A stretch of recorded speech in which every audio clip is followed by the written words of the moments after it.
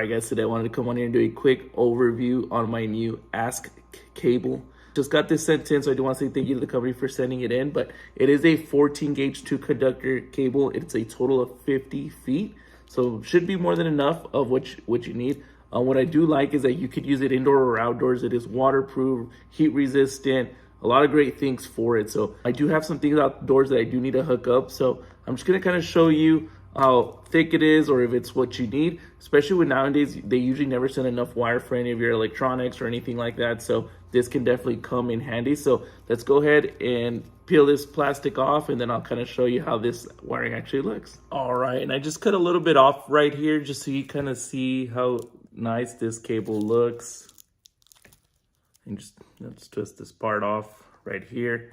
But honestly, very nice sturdy cable. Like I said, if you need it for any kind of home improvement stuff, speakers, like I said, indoor, outdoors, I would definitely highly recommend, definitely a 10 out of 10.